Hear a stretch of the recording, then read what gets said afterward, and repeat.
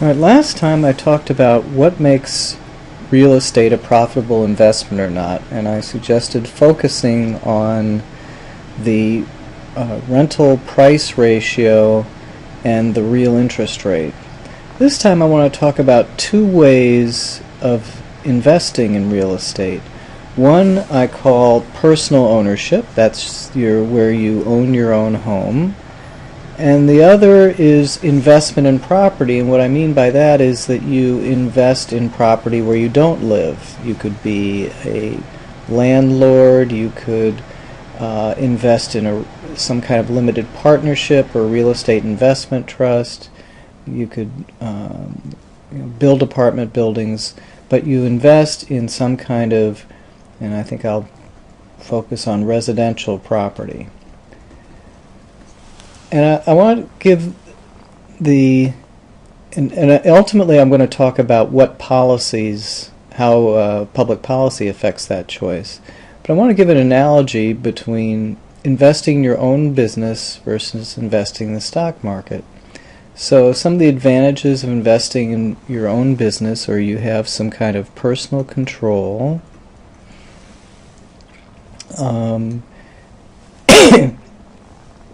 You don't have to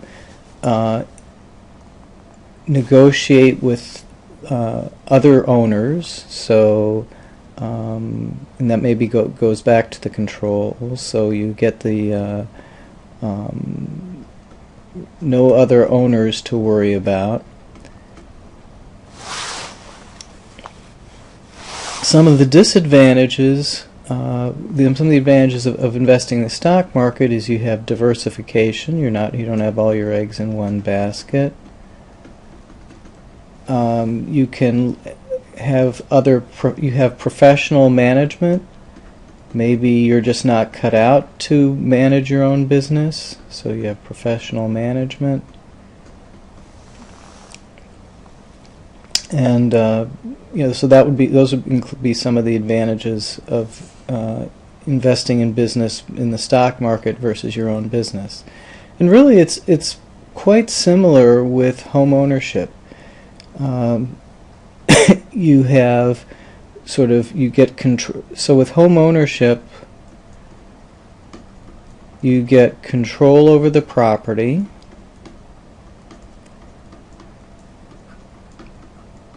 And you don't have to negotiate with other owners.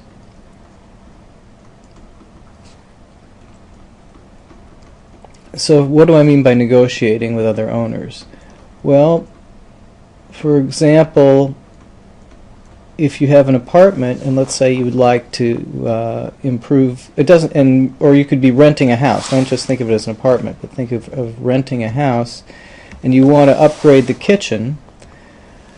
Let's say you want a $30,000 upgrade. Well, if you pay for that yourself, then the owner of the apartment is going to get the benefit of that $30,000 upgrade. I mean, ultimately, if you move out.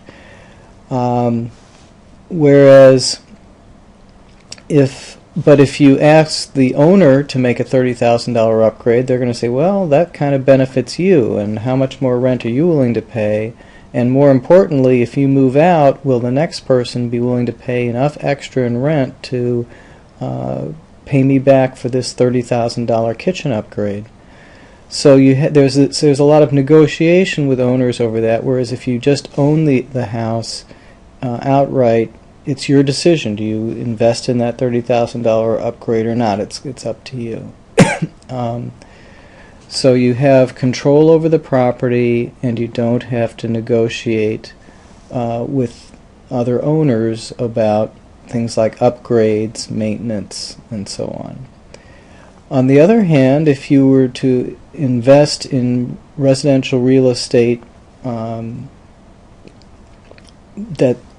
that's not where you live, using a real estate investment trust or a limited partnership, you would have the advantages of diversification and professional management.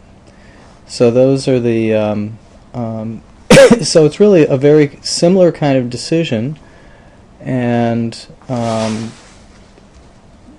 but it's affected these days by policies.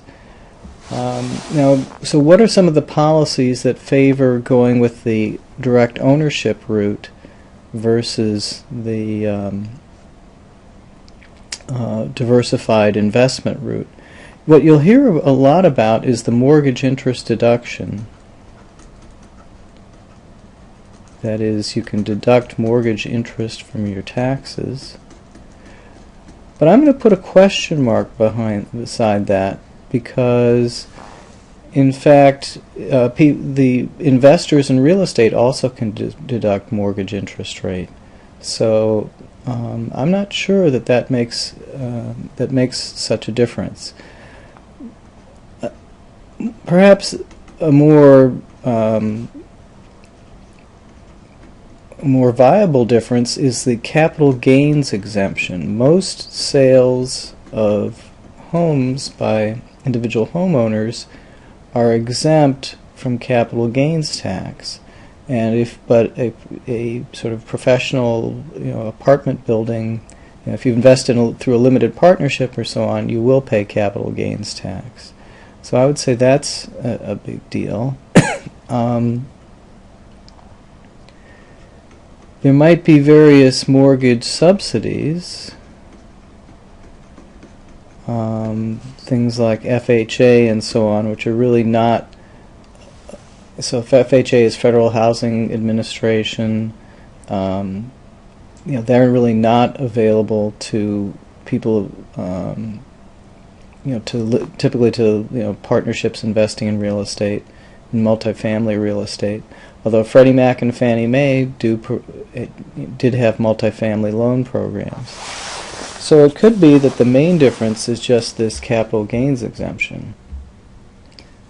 And I'll just leave you with the fact that it's interesting that there's a lot of discussion about the mortgage interest deduction, which I think works the same for both the investment mode, the stock market type mode of investment, and the direct home ownership investment.